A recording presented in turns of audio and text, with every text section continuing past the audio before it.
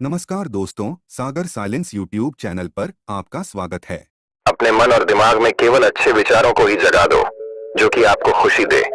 बुरे विचारों को दिलो दिमाग से निकाल दो और सकारात्मकता की अनोखी शक्ति को पहचानो। इस शक्ति के बारे में हम आज के इस वीडियो में कहानियों के माध्यम से जानेंगे। तो दर्शकों, चलिए अब हमारे दूसरे कहानी की शुरुआत करते हैं। दूसरी कहानी, सकारात्मक सोच से मिलेगी जीत। एक जंगल में बहुत सारे बंदर रहते थे। जंगल के पास ही एक नदी थी। नदी बहुत चौड़ी थी।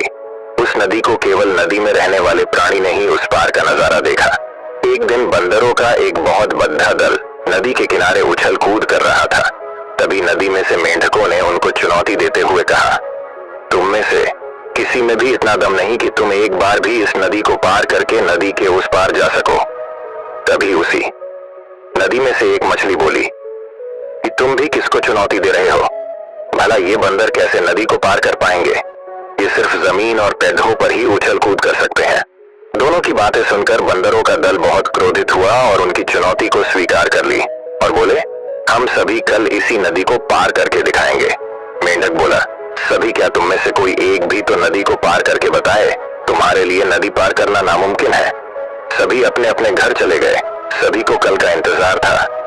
बंदरों के मन में हलचल हो रही थी कि कहीं कल हम में से एक ने भी नदी पार नहीं की तो हमारी तो नाक कट जाएगी।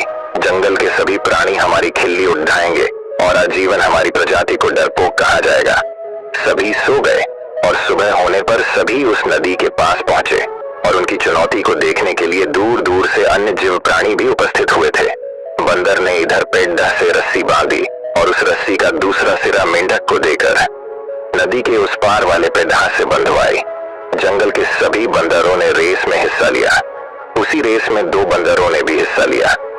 जो पास वाले जंगल से आए थे उन दोनों में से एक बंदर बहरा था, किसी की आवाज सुन नहीं सकता, केवल इशारा या शरीर के हाव भाव से समझ जाता था। रेस आरंभ हुई, चारों ओर शोर ही शोर था। सभी उस नदी को देखकर कहने लगे, इतनी चौड़ी नदी और इस रस्सी की सहायता से पार करना नामुमकिन है। ऐसा ही हो रहा था। बंदर रस्सी पर चढ़कर कुछ दूर जाते और नदी में गिर जाते, कुछ गिरते गिरते बच जाते और रस्सी पर लटक जाते, और कुछ तो पेड़ से आगे ही नहीं बढ़ जाते थे। बार बार कोशिश करने के बाद भी कोई नदी पार नहीं कर पा रहा था। तभी काफी बंदरों ने तो हार मान ली थी। बहुत सारे तो गिरने के बाद भी कोशिश कर रहे थे। रेस देखने वाले जोर जोर से चिल्लाए जा रहे थे, अरे ये नहीं हो सकता, ये असंभव है। ऐसा बार बार सुनने से बहुत सारे बंदरों ने हार मान ली। उनके नामुमकिन कहने पर उन्होंने अपना मनोबल तोड़ दीज दिया। लेकिन उन्हीं में से एक बंदर लगातार रस्सी पर आगे बढ़ता जा रहा था। कभी रस्सी पर खड्डा होकर चलता तो कभी गिरने से बचकर रस्सी पर लटक कर निरंतर आगे बढ़ता गया और उसने आखिरकार असंभव कार्य को संभव कर दिखाया और सभी उससे सफलता प्राप्त करने का कारण पूछने लगे। यह तो नामुमकिन था। हम सबने तो इतनी कोशिश करने के बाद भी हार मान ली, लेकिन तुमने यह सफलता कैसे प्राप्त की?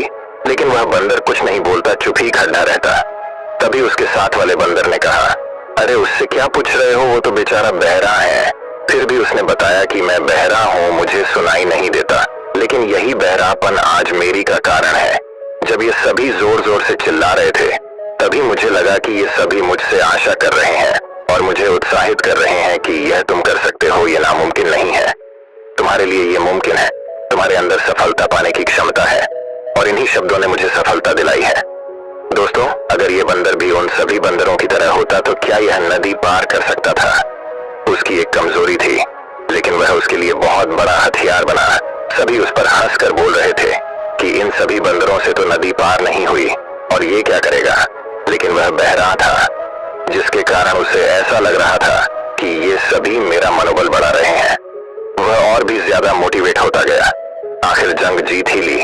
तो दर्शक, ये कहानी आपको अच्छी लगी हो तो लाइक, शेयर, सब्सक्राइब करना ना भूले। धन्यवाद। नमो बुद्धाय।